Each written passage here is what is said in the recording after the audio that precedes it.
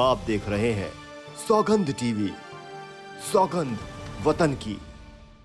तो जैसे उस 14 साल की लड़की का शोषण किया, वैसे भी अपनी पत्नी का भी शोषण करता होगा। कड़ी से कड़ी सजा देनी चाहिए, ये सरकार का कर्तव्य बनना चाहिए। मामा को तो जो है चौराहे पे खड़े होकर देनी चाहिए। जो अपनी भांजी के साथ वैसा कर सकता है, वो अपनी बेटी के लिए भी दरिंदा है। नमस्कार, आप देख रहे हैं सौगंध टीवी और मैं हूं आपके साथ राधिका शर्मा। एक बार फिर से स्त्री के सम्मान के ऊपर बात करने आई हूं मैं। क्या इस देश में स्त्रियां, बेटियां या महिलाएं सुरक्षित हैं? जब वो अपने घर में ही असुरक्षित हैं, तो देश में बाहर कैसे निकलेंगी? सोचने वाली का विषय है ये। बाल विकास एंड महिला आयोग के एक अधिकारी उनकी मुंह बोली भांजी को 2020 में वो अपने घर ले जाते हैं। घर लेके तो जाते हैं क्योंकि उसके जो पिता थे उनका स्वर्गवास हो गया था और माता के अंदर इतना सामर्थ्य नहीं था कि अपने बच्चे को पढ़ा सके, लिखा सके। तो कहते हैं मेरी भांजी मेरे साथ रहेगी। ठीक है, माता ने विश्वास करके भेज दिया। नतीजन एक ही चीज सामने आई कि 2020 से लेकर 2021 तक वो जो बेटी थी उसका शारीरिक शोषण होता रहा।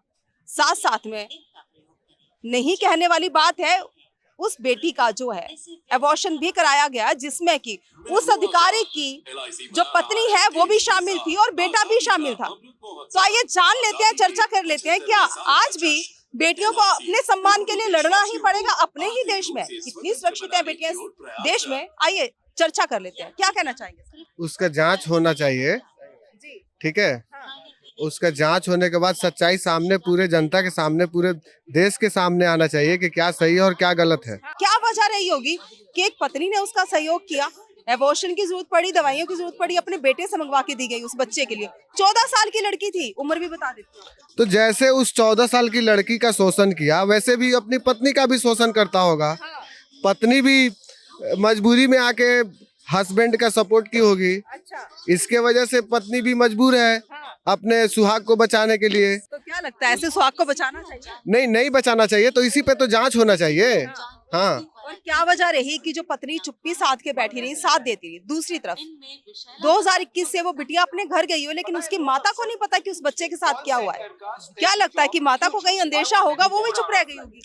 नहीं, देखिए, माता को अंदेशा होना चाहिए, लेकिन वो अगर चुप रही होगी तो उसमें भी कोई मजबूरी होगी, ठीक है। और वो मेडिकल की बात है, वो मेडिकल में सामने आएंगे। तो इसके लिए तो मैंने बोला कि उसके लिए जांच में ही सामने आया है 10 अगस्त को 2023 को, 20 की बात 23 को बिटिया को दौरे पड़ रहे हैं, पैनिक अटैक आ रहे हैं। माँ हॉस्पिटल लेके जाती है तो पता चलता है शारीरिक शोषण हुआ है। हाँ, तो वो अंडर एज है तो वो सेंसिटिव पोजीशन आएगा ही।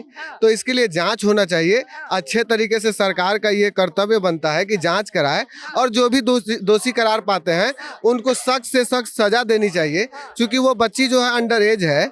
हाँ, मतलब जो महिला बाल विकास है, बच्चों के विकास में जो अधिकारी योगदान कर रहे हैं, उनकी समस्याएं सुनने के लिए बैठे हैं, वही शोषण कर रहे हैं बच्चों का। क्या लगता है देश हमारा किस तरफ जा रहा है? देश तो हमारा बहुत नीचे चला गया है। इसके वजह से सरकार को चाहिए अच्छी तरीके से उसकी जांच होनी चाहिए और जो भी दोषी करार पाए जाते हैं उनको कड़ी से कड़ी सजा देनी चाहिए। ये सरकार का कर्तव्य बनना चाहिए। और ये जो सरकार बात करती है हमारे यहाँ बेटी बचाओ और बेटी पढ़ाओ, तो ये सिर्फ हमको लगता है कि जुबान तक ही बात रह गई, जुमलेबाजी। हाँ, जुमले तक, और ये बड़े बड़े पोस्टरों के पास। बहुत सारे केस पहले ऐसे हो चुके हैं, बहुत सारे केसों में सजा भी दी गई है। आज सजा देते हैं, 6 महीने के बाद छूट के आ जाते हैं। क्या फायदा है? नहीं, तो 6 महीने के बाद छूट के अगर आ जाते हैं तो यही बड़ी वजह है कि लोग गलती पे गलती करे जा रहे हैं। जो बड़े मतलब ये जो सरकार में जो बैठे हुए हैं, जो नेता टाइप के लोग हैं, वो ज्यादातर तो उन्हीं को कॉम्प्लिकेशन आ रही है कि वही लोग कर रहे हैं ऐसा।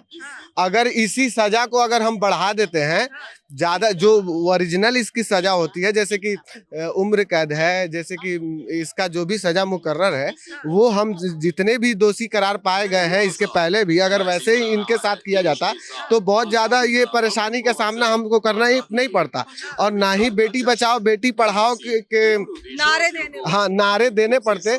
और ये नारे का तो गलत फायदा उठाया जा रहा है, सिर्फ ये चुनावी मुद्दा बन गया है। ये सरकार अगर अब भी चुप्पी अगर साधी बैठी है तो समझो कि हमारा देश बहुत पीछे जा रहा है। सरकार को मिसाल कायम करना चाहिए। क्या लगता है जिस तरह से बेटियों का शोषण हो रहा है, अपने ही मुंह बोले मामा के द्वारा शोषण हुआ है, सरकारी अधिकारी रहे हैं, क्या लगता है किस तरह की सजा होनी चाहिए उनको? सजाए मौत होनी चाहिए। क्या लगता है कि सोशल करे, सोशल शादी करे, वैसे आदमी के लिए तो डायरेक्ट मौत होनी चाहिए।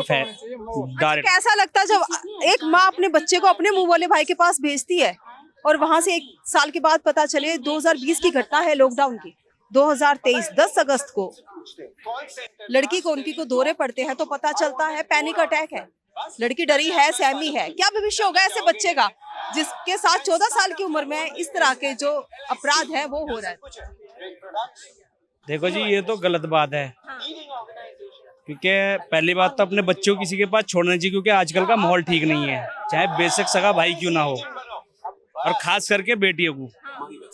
बेटियां जो होती हैं आजकल, सबकी आजकल गंदी नहीं रहती है, तो इस वजह से किसी के पास तो अपना बच्चा तो छोड़ना ही चाहिए, और उस मामा को तो जो है चौराहे पे खड़ा होकर देनी चाहिए। वो बाल एवं महिला विकास आयोग के जो हैं बड़े जो है एक अफसर है, तो क्या लगता है कि वो उस जगह पे जहाँ पे वो महिलाओं के लिए और बाल विकास में योगदान दे रहे हैं, वही बच्चों को। महिला आयोग की तो बहुत दूर की बात है मैडम, सरकारी काम अपना पूरा ही नहीं कर रही है तो महिला आयोग क्या करेगा? हर जगह जुमला थमा देते हैं। जैसे मोदी जी ने कहा था कि 15 लाख रुपए आएंगे सबके खाते में, वे आज तक नहीं आए, लोग बाग इंतजार कर रहे हैं। दोषी है, अगर सरकार ठान ले जो दोषी है उसको, जो भी गुनाह किए हैं उसको सही से सही सजा देके जांच करा के, तो वो कुछ भी नहीं है, मिनटों का काम है सरकार का। लेकिन सरकार सिर्फ मुद्दा बनाना चाहती है और कुछ भी नहीं। ये सरकार सिर्फ हमको, आपको, इनको, पूरे जनता को, पूरे भारत के वासियों को सिर्फ गुमराह करना जानती है, और अपने जो भी सरकार में बैठे हैं बड़े अधिकारी या फिर नेता, उनको बचाने में जुटी है ये सरकार। ये सरकार और अपने नेताओं के लिए, अपने अधिकारियों के। हाँ, ये एक तरफ बोलते हैं उनके खिलाफ आके और अंदर से अंदर सेटिंग करते हैं कि उस नेता को बचाना है कैसे भी। ठीक है, ये सब सरकार की कमी है, और ये सब सरकार की कमी से, और ये सब सरकार की कमी से सिर्फ उनकी बदनामी नहीं हो रही है, पूरे वर्ल्ड में भारत की बदनामी हो रही है। और ये भारत की बदनामी नहीं, हमारी, आपकी, इन सब की बदनामी हो रही है। ठीक है, और ये महिला विकास का मैटर नहीं है, इस पे सरकार बढ़ चढ़ के सामने आए, इसकी जांच कराए उच्च क्वालिटी की, और जो भी दोषी करार पाए जाते हैं उनको सड़क पे खड़ा करके फांसी दे। सड़क पे खड़ा करके मैडम बता तो रहे हैं ना, वहाँ बिल्डोजर नहीं चलेगा, बेटी पटाओ। जो दोषी है उन्हें बिल्डोजर चला, जैसे और जगह बीजेपी की सरकार जो बिल्डोजर चलवा रही है लोगों पे, तो उनके यहाँ भी बिल्डोजर चलना चाहिए, उनको चलना चाहिए। और क्या, दोषी तो दोषी होता है ना, गुनहगार कोई भी हो, जैसे हम जब किसी ने कोई भी गुनाह किया है, यहाँ बिल्डोजर चलता है तो यहाँ भी बिल्डोजर चलना चाहिए। उनके दोषियों को कैसी कैसी सजा दी गई थी, वैसी सजा होनी चाहिए। वैसी सजा होनी चाहिए। हाँ, वो मामा नहीं है, मामा के रूप में वो दरिंदा है, वो दरिंदा है, आपके लिए भी दरिंदा है, मेरे लिए भी दरिंदा है, वो अपनी बेटी के लिए भी दरिंदा है। जो अपनी भांजी के साथ वैसा कर सकता है, वो अपनी बेटी के लिए भी दरिंदा है। हाँ, वो अपने घर में रहने लायक नहीं है, तो ये तो समाज की दूर की बात है। हाँ, समाज के लिए इस तरह के लोग, क्या वाकई में समाज के लिए खतरा है? क्या इस तरह के लोगों को सरकारी पद पे रहना चाहिए? आपकी क्या राय है, हमारे साथ जरूर साझा करें। इन्हीं सब खबरों के लिए जुड़े रहिए हमारे साथ, देखते रहिए सौगंध टीवी। कैमरामैन अंकित के साथ राधिका शर्मा। आप देख रहे हैं सौगंध टीवी, सौगंध वतन की।